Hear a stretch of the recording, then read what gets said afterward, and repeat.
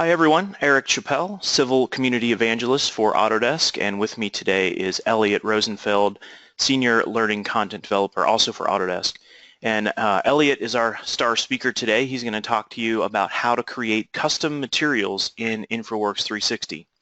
Personally, one of my favorite topics and a really cool way to customize what you can do with the product. Before we get to Elliott's talk, though, I want to talk to you a little bit just about the Webcast series and the community in general.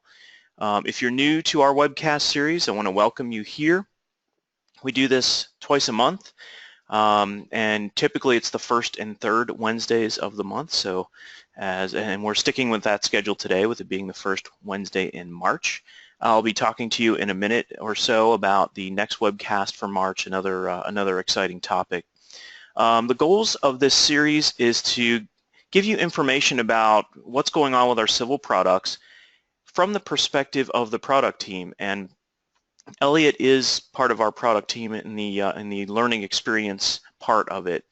Now, every once in a while, we'll have guest speakers from other parts of the company, and you'll see that in 2 weeks we're going to have John Sayer from our marketing part of our company talk about some interoperability stuff. But more often than not, you're hearing directly from one of the product team members about something that's going on. And the idea behind that is to just bring those two groups of people closer, the folks that make the software and the folks that use it. And it gives you a chance to hear directly from them and to ask questions and provide some feedback as well. I mentioned our next webcast. This is going to be called Stay on Point, using a shared reference point across products. And you'll see the image there. It shows Civil 3D, Navisworks, Revit, and InfraWorks 360. And John Sayer is going to take you through a workflow of how to use a shared reference point to make everything line up the way it should across all four of those products. I haven't seen John's take on this yet, but he assures me that it's easier than you think it is. So this is definitely something you're not going to want to miss, even if you use 2 of the 4 products listed there, or maybe you've been thinking about using one of them but haven't because you've run into trouble with getting things to line up. Definitely an exciting topic and useful, practical topic for just about anyone on the call. So watch for information on how to sign up for that webcast. That'll be coming out shortly after this one ends. And the places where you'll see that information on our community site, the URL is listed there, the forum, Facebook, Twitter, LinkedIn, and also if you're an attendee of a previous webcast, you'll be on our email list to receive that invitation. We also would be interested in knowing what topics you would like to see on this webcast series. I know a lot of people who are logged in today attend this series frequently, and you have a questions pane or panel associated with your GoToWebinar interface. If you've got ideas, I'd love for you to do this now, but if anything pops into your mind throughout the presentation today, that would be a great topic that you'd want to see in the future, please share it with us. I'm going to pop out my questions panel here just to show you that on my side, this is what I see. So if you anything you type in this window, I'll see, as well as the other presenters today. So please share with us any future topics that you'd like to see. A couple of polls I'll throw out at you while you're thinking about future topics. I've got 2 of them for you today. One, if you have attended the series before, you've seen this one. It's what's your usage level of InfraWorks 360? So we want to know where you're at with your adoption or usage, ranging from I don't even have it installed the whole way to I use it on almost every project, couldn't live without it. And in April we'll have run this series for 2 years, and it's been interesting to see the progression downward in the list from early installations, folks that were just toying with it, to now we've got a really strong showing in the I regularly use it on some projects. Now, interestingly today, currently the winner is I've dabbled in it on a few projects, and that's actually really good news to me because that tells me we have some new folks on the call, because typically we're in the I regularly use it. So this is great. That means we've got some folks who maybe have just been dabbling with InfraWorks 360 today and want to get a little deeper look into it. I'm assuming because you want to use it along with other products, maybe Revit or Navisworks or Civil 3D. All right, I'm going to close that poll. And by the way, I've dabbled in it is the winner of that poll with 42%. 36% said I regularly use it on some projects, and it goes down from there. Thanks for providing your answers on that poll.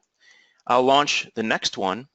For those of you who do use InfraWorks 360 in any capacity, whether it's just light usage or everyday usage, what are the types of things you use it for? What types of projects? And this is a multiple answer poll, so you can choose more than one option if that applies. So please click the options on there that best represent what you use the product for. It's interesting for us to know and very useful, but I'm also going to share the results here in just a few seconds once the majority of you have voted. We're up to about 64% of you have voted, so keep on clicking if you haven't yet. And as of right now, we've got 78% visualizing projects. That's the winner right now. 56% GIS data compilation for early project work. Road design and site design are tied with 46%, and residential is the lowest with 16%. So thanks again for providing those answers. I'll go ahead and close that poll down. And just a little bit more about our InfraWorks 360 community. We have our community hub. You can see the URL there, autodesk.com/InfraWorks360 community. And this is a central location where you can see feeds and get out to community resources that are really helpful. The forum, idea station, InfraTips, which are tips and tricks about the usage of InfraWorks 360. Our gallery, which is a great place to see what people are working on in InfraWorks 360 to get ideas and get inspiration, and to also post your own projects that you may be working on that you want to share with the world and let them see what you're doing and get some feedback about it. Do people like it? Are they interested in it? Do they have questions? It's just a great community opportunity out there. We post all our videos up here, including recordings from previous webcasts. So I actually managed to maintain my unbroken record of not forgetting to record the webcast even today. So that means we have a complete library going back to April of 2 years ago of all the webcasts that we've done in this series. So that's a pretty big library of information that can certainly help you. I want to talk to you guys about the InfraWorks 360 Ambassador Program. I know there are folks in the call probably that already participate in this, but if you match any of the descriptions in the top bullet list, do you want to help drive the adoption of this product? Do you participate already in the discussion forum, or maybe you would like to? Do you post information about InfraWorks 360? Do you blog about it? Do you post on social media? Are you active on the Autodesk Knowledge Network? Do you post videos to YouTube, or would you like to? If this sounds like things that you do or would like to do, we have a program here where you can earn rewards for contributing to our community in this way. And if you're interested in doing that, simply email me. And just so I get a large volume of email, so just so I don't miss it, please use the word ambassador in the subject, and I'll respond to you with some information on how you can get signed up for the ambassador program. So it's fun. There's some competition. There are rewards that people really enjoy. It's just a fun way to be active in the community, but also get a little more out of it for yourself. I don't think we're going to talk about anything labs or futures or beta today, but just in case we do, if any of that comes up, just make sure that any of those types of things that talk about things we're working on or things in beta releases of the product are not a guarantee of functionality that you'll see in the future, and that you shouldn't make any purchasing decisions based on any of that stuff. With that, I'm going to turn the floor over to Elliott, and he's going to take you through creating custom materials in InfraWorks 360. Elliott, the floor is yours. Thanks, Eric. Thanks for that intro. Give me a heads up when you can see my screen. I can see you and hear you just fine. Perfect. So thanks everyone for joining today. I just wanted to mention that I have my colleague Austin Jeffson on the line, standing by to answer questions if you have them, and Eric will also be helping out to answer questions. It was interesting to hear that we had a high percentage of people who have just dabbled with InfraWorks attending this webcast. That's more beginners than usual, and that's actually pretty exciting. So thanks again for joining. And before I dive into InfraWorks, which you're seeing right here on my screen, I just wanted to share in the chat panel a link to a InfraTip, which again is a little blog menu that we have for InfraWorks users that my colleague Austin wrote, telling you just how to make a seamless tiling texture using a photo editing application such as Photoshop. So today what we're going to do is go through the steps of adding multiscale textures, which are textures and materials that will display different levels of detail depending on your zoom level in InfraWorks.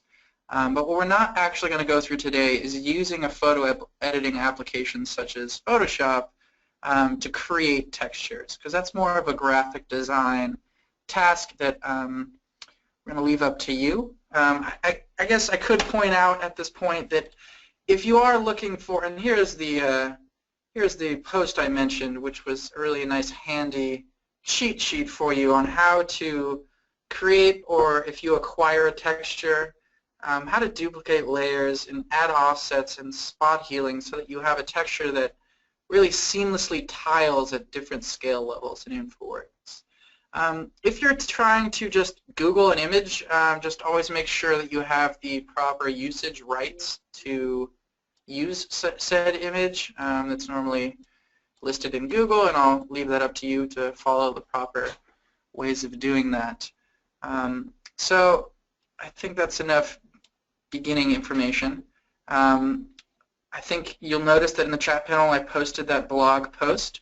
I'm actually going to add one more item here, and this is the file path location for multiscale textures and other textures on your local system when InfraWorks has been installed. So here you go. I am posting that in the chat window as well, just as a reference for when we're going through this workflow.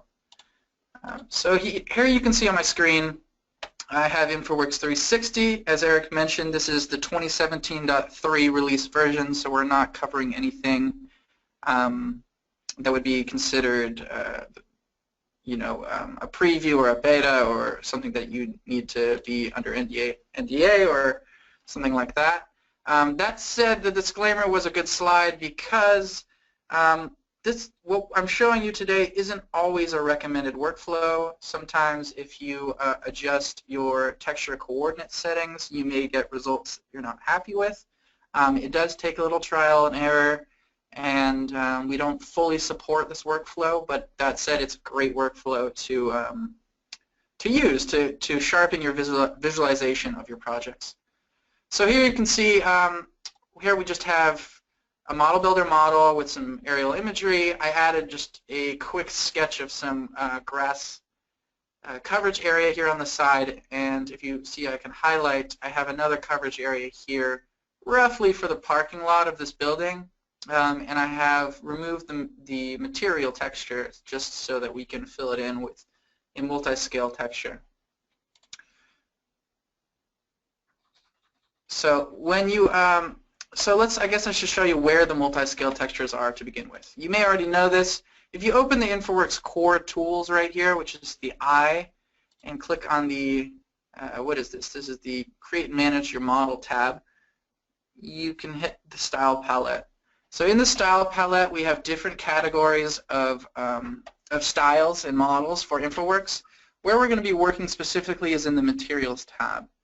So if you look in the terrain catalog within the Materials tab, you can see a few existing multi-scale terrain textures that our development teams have created, and they're shipped out of the box with InfraWorks. Now, multi-scale means that at different zoom levels, different distances from the terrain surface, you're going to be seeing different results. So for instance, this green coverage area of grass, I believe I chose the Field 1 terrain material, and this is a multi-scale material. So when I zoom in, you're going to notice that the level of detail will change to the point that when I'm really close, you're seeing fine details like individual blades of grass and these little, I think these are little baby corn plants actually. So that's what we mean when we say a multi-scale terrain texture. And I zoom back out, and it's going to become less of a sharp picture, just so you can see the overall image of the context of your scene a little bit better. So how this works on the back end is that each of these multi-scale terrain textures are actually referencing several different images, and I'm going to show you that on our local system. So if you use the file path I shared earlier, which was C program data, Autodesk. I have a lot of Autodesk stuff here. InfraWorks 360, resources. Bear with me now. In the local library, shared assets, shared textures. And that's why I gave you the file path, because it's hard to remember. So here you can see all of the different shared textures installed with InfraWorks. The multi-scale terrain textures, such as this Field 1, Field 2, Forest Ground, are stored in the multi-scale folder. So here you can see the setup.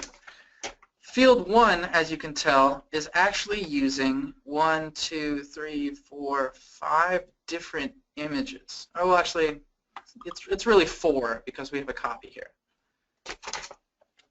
Excuse me, let me just block my notifications here. Great. Okay, so the way that these are being referenced to each other is using this MS text file, which is basically a multi-scale texture file. If I were to open up Field 1 in Notepad++ or a text editor, you can see that we have a multi-scale texture defined with a name for each image. So here we have 1, 2, 3, 4 different JPEG images at different resolutions.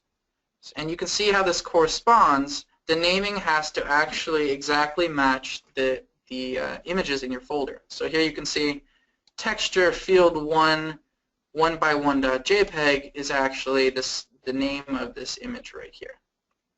And so on. We have 4x4.jpg, etc. These other items here, distance and UV matrix, specify what level of detail you're going to be seeing at what display distance. So for instance, the 0 distance that you see here is defining the spacing to the camera view or your zoom view level in meters. So a distance of 0 means that you're fully zoomed into the terrain surface. And at that distance of 0, your UV matrix, which UV matrix is a really complex topic that I myself know only the tip of the iceberg about. I know enough to be dangerous, but I don't pretend to be a graphic designer expert in texture coordinates. However, what I can tell you is that it determines basically your scales and rotation and transformations of mapping a texture onto your surface. So we have a scale of 1 basically at this point. And all you're going to need to do if you do customize is use these top 2 rows. You can completely ignore the bottom row in InfraWorks. Okay, so that might have been a little confusing. I just wanted to give you the overview of the back end.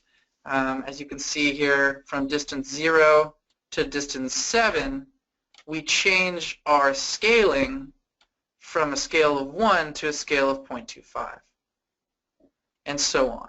At a distance of 25 meters, we're changing our scaling from 0.25 to 0.0625, and it gets even smaller. So that's how InfraWorks is able to recognize the distance that you're viewing your texture and plug in the corresponding imagery. So I'm going to close this MS text file and show you how to add a new texture. So what I've done is before this demonstration, I went into Photoshop and I created a couple of asphalt textures. So let's see, where did I store those? So you can see I have 3 images here. And for the purposes of this demo, I wanted to make them not actually be seamless or match up, just so you could tell when the transitions are happening. And you can see I created 3 different levels of detail. Each of these images is a power of 2 for width and height. So that means that the dimensions of each of these images are the same. They're all 512 by 512 pixels. If I have higher resolution, I could do 1024 by 1024, etc. You may notice in the existing shared textures folder we have rectangular images that are not square, the ballast. However, these are also using powers of 2 for width and height. The width value is 2 to the 11th and the height value is 2 to the 10th. So you can make non-square textures if that's something you need. Anyways, so let's go back to my light asphalt. So I have 3 images, which 0 is what I want to be at the closest zoom level from my viewport. Light asphalt 2 is what I want to be midway distance, and light asphalt 3 is what I want to be very far away from the surface. So in order to plug this into InfraWorks, I'm storing these 3 levels of detail in a folder with the name light asphalt. I then create a base image which will be referenced. This base one, light asphalt, will be referenced as the thumbnail image in my style palette. And finally, I created an MS text file. So to do this, an easy way is you can just copy an existing MS text file from your shared textures location on your system, paste it into a desktop folder, and edit it in Notepad. So I'm going to just close this one because I've already done that before, and I'm just going to delete it to keep things less complicated. And I'll show you with what I did. So here, I replaced the texture name from field 1 to light asphalt 0. And that corresponds again to light asphalt 0 here. Next, I kept the distance 0 and I kept the UV matrix value of 2 the same as was specified in the MS text file.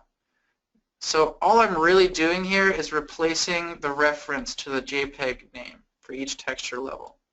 I didn't want to have 4 images, so I deleted the final group. There was another group which I just deleted from my code. And once that's all ready, just make sure that you resave your MS text file with the exact same name as your image that will be used as a thumbnail. I have a light asphalt thumbnail image, I have a light asphalt MS text file, and I have a light asphalt folder.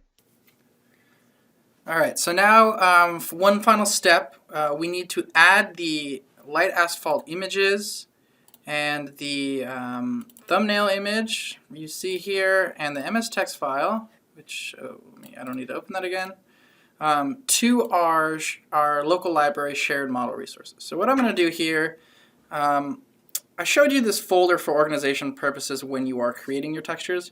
However, if you are referencing, see here in my MS text file that I'm referencing light asphalt 0.jpg, I don't have a file path for the folder, which would look like this, light asphalt / and then the image file path. Because I don't want to do that right now, I'm just going to take this out of my MS text file, save my MS text file, and I'm going to grab these images. I'm going to cut, go back, put them into my just my local repository while I'm working, and I'm going to grab all of these files, the thumbnail image, the MS text file, and the different zoom levels, and I'm going to copy them, and let's see, let's move these to our C program data, Autodesk, etc. shared textures multiscale folder.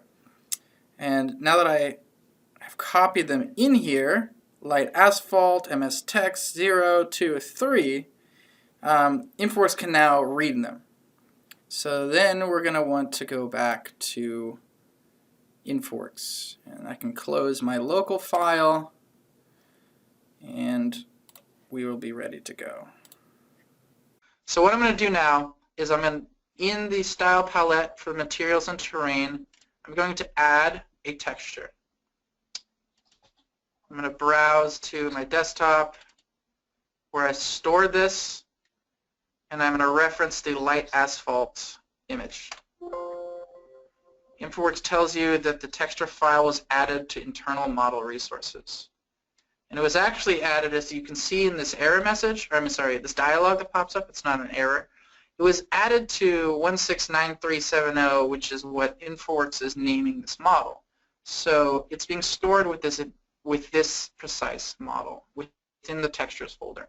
So if I click OK, you can see that InfraWorks determines a default width and height for my texture of 3 meters.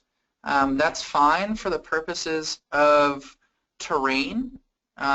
However, if you need to create a texture that preserves scale, such as a brick or a cement block that you would use in a road or a bridge surface, you're going to need to do a little bit more work here to correspond your width and height to the size of your texture. And I'll show you a little bit more about that briefly for a bridge in a few minutes. So anyways, here I've referenced light asphalt, the JPEG. I have a width and height set. I'm going to click OK. And I'm going to name it light asphalt. So now I'm just going to grab the light asphalt style from the style palette and drag and drop it onto the coverage area I have here. When I release, it will update. And now we can test out if it works. So if you zoom in, when we hit that distance value that we set, I think, it was 0, 7, off the top of my head, 25, 140, you'll start to see these changes. So if I zoom in, oh yeah, this only has 3 zoom levels, so we got to hit 25 meters. And now we're seeing, you can see how this is blurring between the different textures. As I zoom in, we're hitting that level 2 texture, and if I zoom in either farther, we're hitting that level 0 texture that we wanted to be really close. So if I zoom back out, see that transition to light asphalt 2, and then back out to light asphalt 3. Not bad. So one good thing you can do here to just double check that your transitions between your different scaled textures is working how you'd wanted it to is to basically insert the wrong texture in the middle of your multiscale texture file. So taking this example of this asphalt multiscale texture we created, which we saw was working, but just to prove the point and to show you what you can do, let's just open up our multiscale folder, and I'm going to just do something weird here. I'm going to delete light asphalt 2, and I'm going to create a copy of field 1. I wouldn't recommend doing this in your own local library because you don't want to mess up your textures, but I know what I'm doing right here, so I will just go forward and make sure to reverse these changes later. So I'm going to call this light asphalt 2. So now you can see my light asphalt 0 will transition from asphalt to field grass and back to asphalt. So let's see if that works. I'm not sure if I need to update my model or if that will just take effect.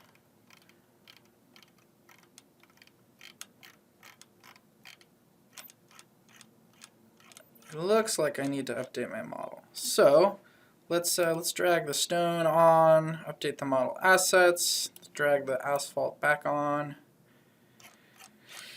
and see how it works. When I zoom in, it is not doing what I would expect it to do. Let's see why.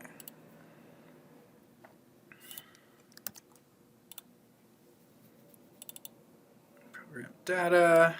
InfraWorks 360, resources, local library,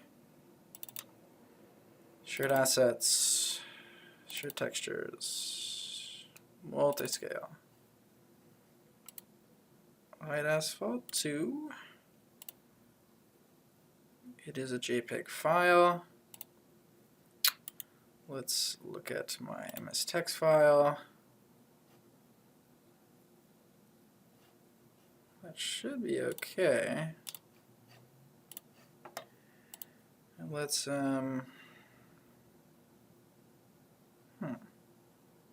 Oh, you know what? Look at that. My dimensions are 1024 by 1024, while my other dimensions are 512 by 512. Let's see if that's the issue. So I'm just going to open this with Photoshop. And change the dimensions and then resave it. And hopefully that will prove to work. Otherwise we'll try something else. Alright, so image, I'm going to just resize this. Image size, let's go with 512. 512, okay. File, I'm just going to save as to make sure that works. Lightasphalt2.jpg. Boom. Replace it. Okay. Alright, now let's see if this works.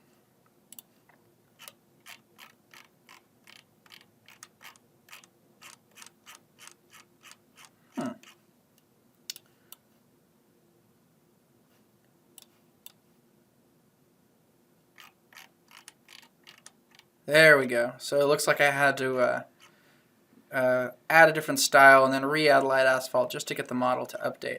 But now you can see when I zoom in, light asphalt 3 that we're showing here is the far zoom level transitions into light asphalt 2, which is that field grass image, which can be a fun effect, I guess, if you're trying to mix things up, and then zoom back into asphalt.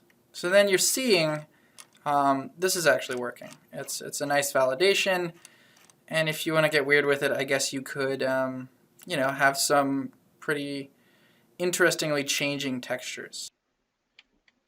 Okay, so that's a good stopping point for the moment. I wanted to just check on our questions panel and see how we're doing.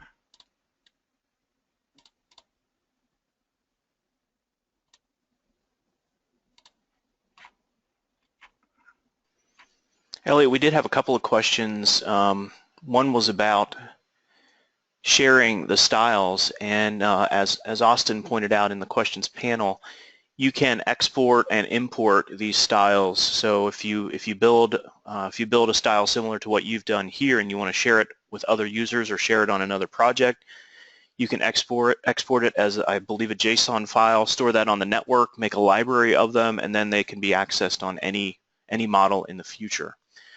Exactly. Yeah, and just because I'm demonstrating, what you can do is you see this export the current style catalog button here. You can't export an individual style, but you can export an entire catalog. So you could just export your catalog. You choose a save location, and you're going to have a styles.json file, which will include the actual materials zipped up in reference. So, like you said, you can share your custom material styles that way. Elliott, would you mind demonstrating, not to put you on the spot, but could you create a catalog and maybe move or copy your style that you created into that catalog? Because I'm not sure everyone on the call knows, how to create new catalogs or that they even exist. Yeah, that's a good point, and I think Austin and I were talking about this the other day. It can be a little confusing to realize that at the top here, there's a catalog editing section, and then at the bottom, there's a style editing section. So, for instance, here I'm in the style palette, I'm in the material categories, I'm in the material tab. I'm just going to click plus, and there we go, new catalog. We'll just call it custom multiscale materials. And so now I have a new catalog, and from here I can add a new style, which again would be, my light asphalt, something like that. I've moved around. I'm going to add this gray block here. So now that I've done that, And what I'm doing now is I'm getting a little ahead of myself here. This 2 by 2 meters, actually that's a good transition point. So what I can do here, if I were to click OK, this would add this material to the style catalog.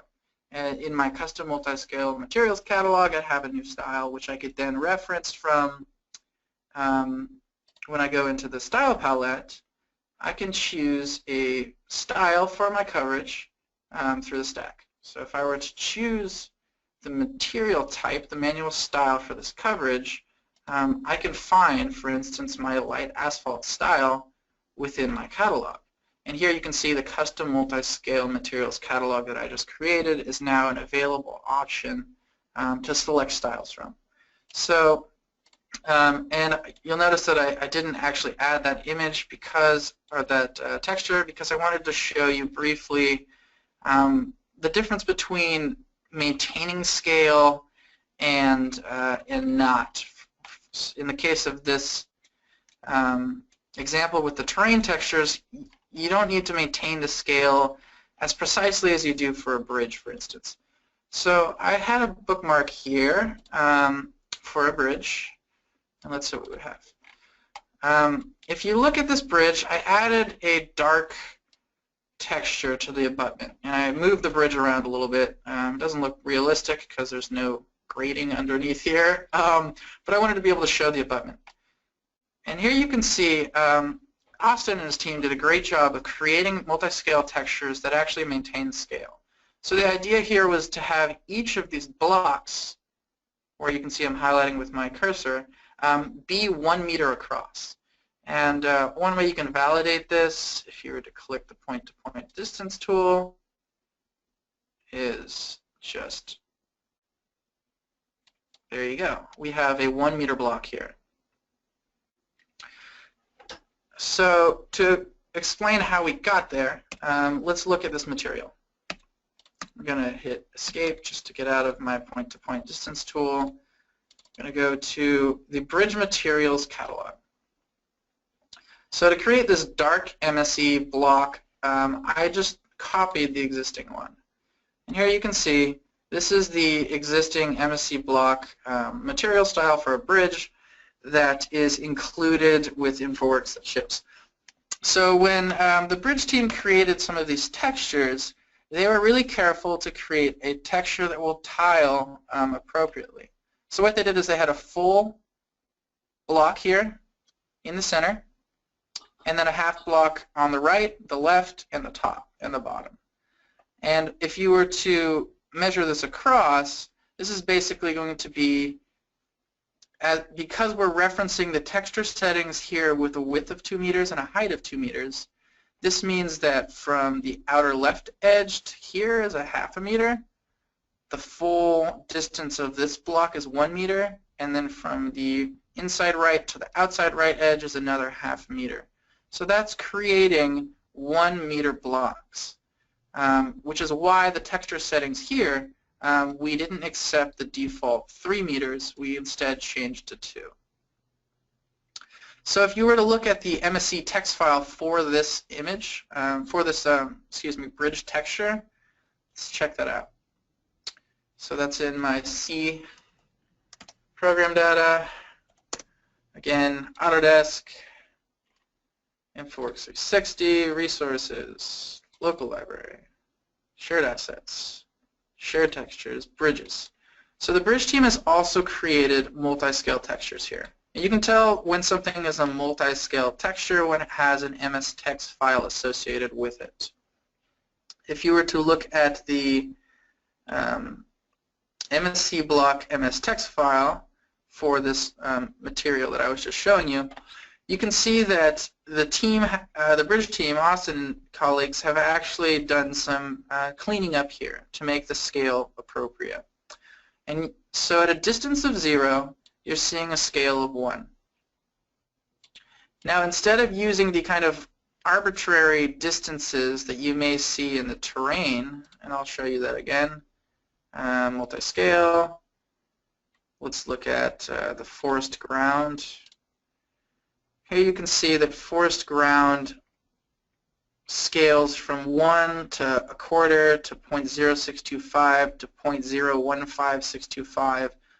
It's not a consistent change in scale from distance 0 to distance 4 to distance 14.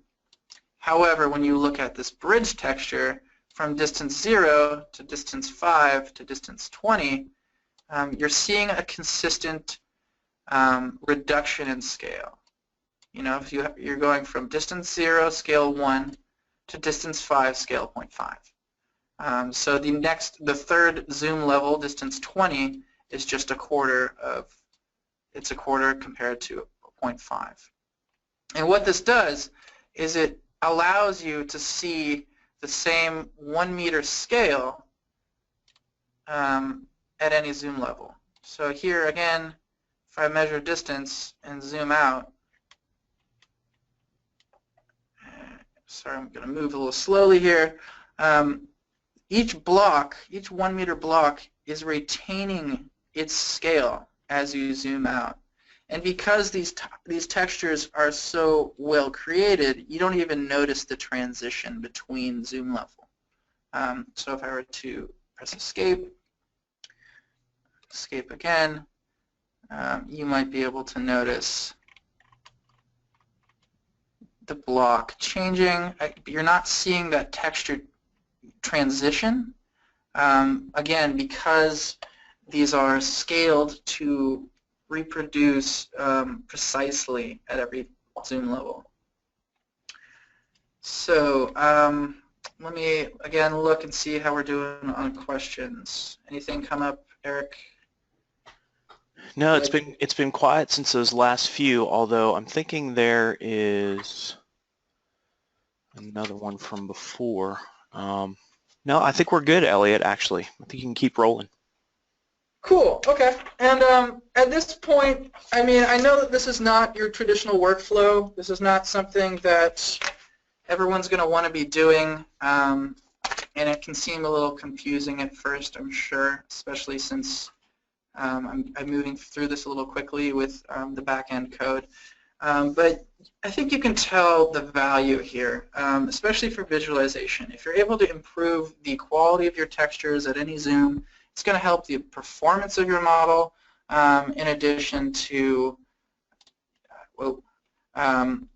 the visual effect and appeal of your model. So let's return. That was the basis of my demo for you, but let's return to the materials image location, and maybe I'll just walk you through really quickly again. Let's take an existing style and let's create an alternative. So if I were to go here into the style palette, and I'm just kind of do this on the fly, go to the materials folder, go to the train folder again. Let's say I like the sand material, but I want more of a red, scorched earth, kind of Mars effect. Or maybe I want to do something kind of crazy, and then for the sake of speed for just the rest of time in this webinar, maybe I'll invert the colors just to see how weird we can get, and just see how versatile this material texturing can get. So what I'm going to do is I'm going to go into the shared textures multiscale folder, and I'm just going to copy all of these sand textures. I'm going to Control C to copy. I go to my desktop where I have a custom materials folder, and I'm going to paste.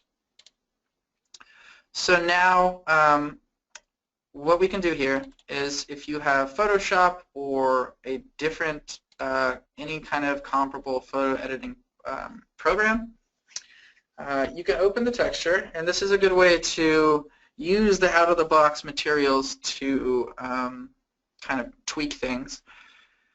And let's say that I wanted to invert the colors, which is probably not very realistic. I mean, where are you going to have blue sand? But let's just go with it. So I'm going to save this as blue sand. And I'm going to do this for all of the other So I have sand 0, 1, 2, 3. I'm going to do the same. Open with Photoshop. Invert the color. And just keep the naming conventions here. Blue sand 0. All right. Let's do that twice more. And by all means, Austin, if you'd like to, feel free to chime in with any obscure material knowledge you want to share. So here I'm going to, again, invert the colors, rename Blue Sand 1. Okay. And finally, last two. Blue Sand, image adjustments, invert, save as.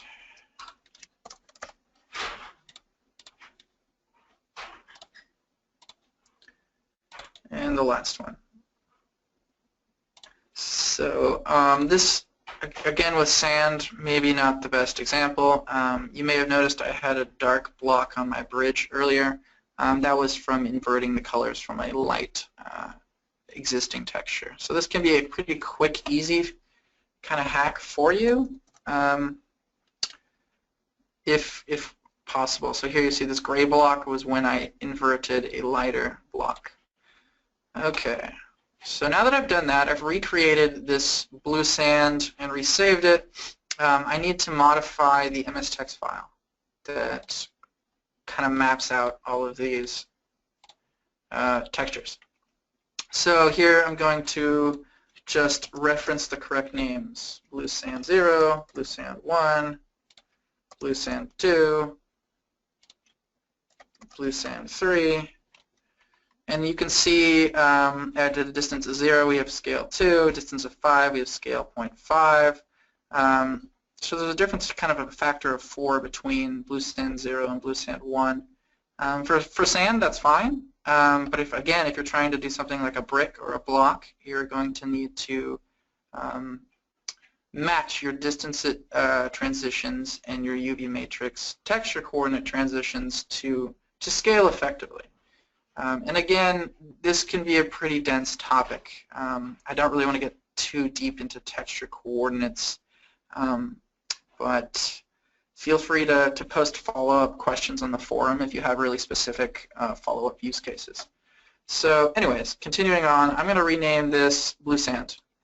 It's really important that you have the MS text file matching the name of your, where did that go? Oh, I saved it as a text file. Let's try that again.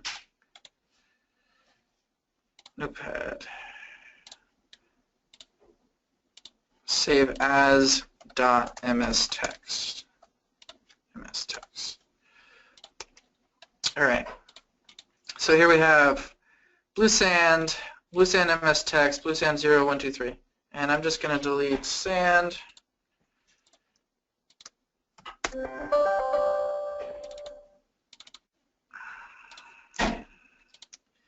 I'm going to add this now, blue sand.mstext 0, 1, 2, 3. I'm going to copy, and I'm going to add them here in my multiscale materials folder. Right? So now that I've done that, I have to remember whether InfraWorks will automatically recognize this for you. It doesn't look like it. Let's see. Let's close the model really quick. Let's go one step farther and close InfraWorks. I'm going to reopen. And this is just kind of an on-the-fly test to see if InfraWorks will recognize those new materials have been added to the resources folder, or whether we need to actually manually go in and re-add the thumbnail file.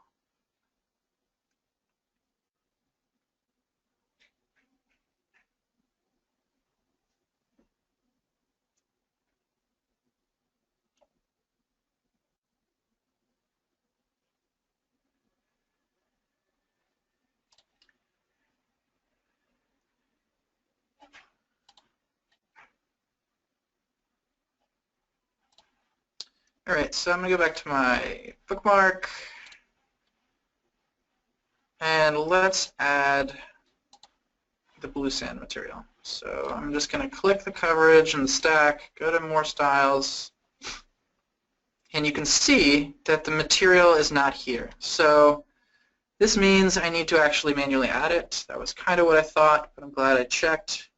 So you know, so if you go into material, go back into the terrain folder, make sure to manually add that style. Choose texture. I have it on my desktop.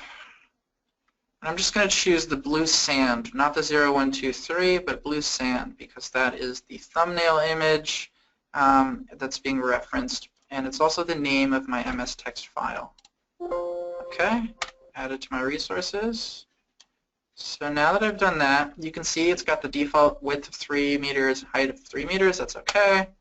Let's call this blue. Let's just rename it blue sand.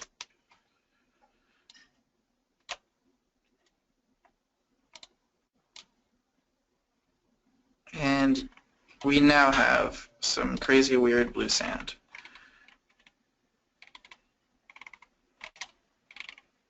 Which you can see has much different levels of detail as you zoom in and out.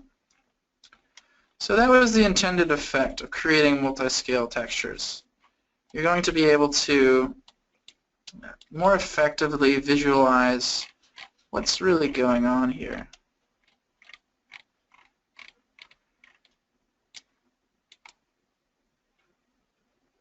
Great.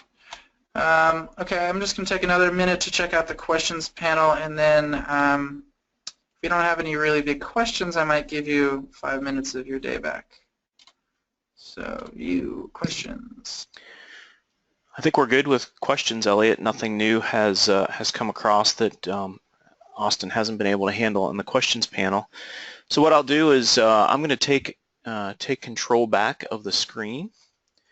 Okay. And before we wrap up for the day, I just want to remind everyone, let me show my screen once again, that in 2 weeks, exactly 2 weeks, on March 15th, we'll be doing the Stay on Point using a shared reference point across products webcast. That'll be John Sayer, a good friend of mine and a great presenter. He is always entertaining and informative. And he'll be telling you about how to maintain coordinates between 4 products in this case, Civil 3D, Revit, InfraWorks, and Navisworks. So please join us for that webcast 2 weeks from now. Shortly after this webcast ends, you'll see information posted out there about how to register for the one on your screen right now. Also, we've recorded this webcast, and I'll be posting that recording probably later today, but I'll commit to by the end of the week, just in case something pops up or I have some sort of technical difficulty with getting it up there, but you should see it by the end of the day. So with that, I want to thank you all for joining us today. I want to thank Elliott for doing a great presentation, for Austin running behind the scenes and answering lots of your questions, some of them very detailed about materials and their qualities. And want to ask you all to have a great rest of your week and a great weekend to follow. Thanks again, and we'll see you in 2 weeks.